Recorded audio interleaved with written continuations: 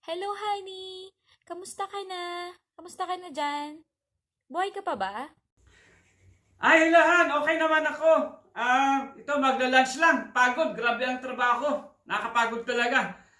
Parang ayaw ko na, pero kailangan lumaban eh. Kaso lang, naubusan ako ng ulam, Han, kaya tiyaga na lang muna ako dito. At least, titipid pa ako, di ba? So, okay lang naman ako. Mabuti naman. Kayo, kamusta na? Ay, oo nga pala, honey, yung padala mo. Para sa December. Halimutan kong sabihin sa'yo. Ang daming gastusin. Ngayon, alam mo na, ha? Oh, Han, susweldo kami na, bukas, katapusan. Papadala ko lahat. Lahat ng sweldo papadala ko sa'yo para okay naman ako eh. At least naman nakakatipid naman ako dito sa pagkain.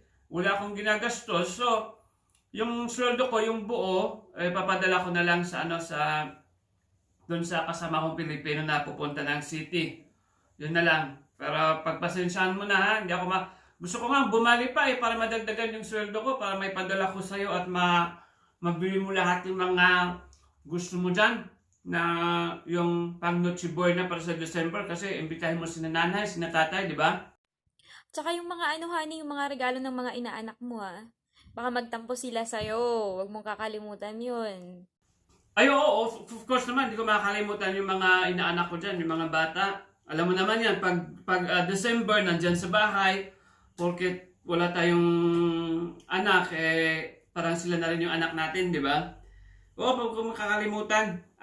Tapos nagpa-box nga pala ako ng mga chocolate, bigyan mo din yung mga bata, ha? Pati sina nanay at tatay, bigyan mo na rin yung Toblerone, yun yung paborito nila. Alam mo naman, mga yan, mahilig sa chocolate, di ba? Tsaka, honey, yung iPhone, ha? Yung iPhone 11, don't forget that. Ay, of course, naman, di ko makakalimutan yun. Yun yung regalo ko sa iyo sa this December. Alam kong excited ka na sa iPhone 11. Oo naman, bibigay ko yun sa'yo. Alam mo naman, mahal na mahal kita. Kaya, siyempre, yung pinakamahal lang bibigay ko sa iyo, di ba? At magta 2 years na hindi ka umuwi? Oo nga, honey, no? Ang bilis talaga ng panahon. Parang kailan lang nung kinasal tayo, di ba? 2 years ago. Tapos nag-abroad agad ako. Tapos, yun na. Siguro, hopefully, makakauwi din ako, Han, para para makapag-honeymoon tayo, di ba? Alam mo naman, Han, hindi natuloy yung honeymoon natin noon kasi nga, di ba?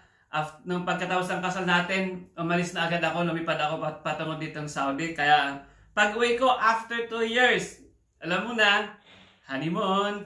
Yahoo! Alam mo, honey, siguro matutuwa ka sa sorpresa ko ngayon. Alam mo ba yung pinapangarap mo lang noon, nagkatotoo na ngayon? Ha? Ano yung surprise mo? Ikaw talaga, Han, ha? Baka kung ano yung surprise mo na yan, ha? Huwag mo akong gugulatin. Alam mo naman, may sakit ako sa puso. Ha? Yung yung surprise na hindi masyadong mabigat. Tsaka, honey, alam mo ba, yung pinapangarap lang natin noon, eto na, nagkatotoo na. Pinapangarap mo lang noon, panaginip mo lang noon, eto na, honey. Magiging tatay ka na, honey. Panaginip ko yan. Tapos hindi ako umuwi ng 2 years, panaginip ako. Tapos nagkatotoo? Masaya ka ba, honey? Tsaka ito pa, honey, medyo, sumasakit yung tiyan ko, honey.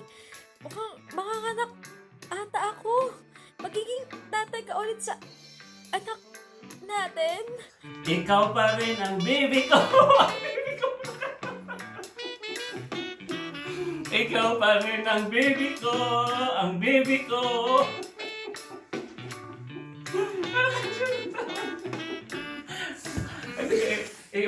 Ang camera ko.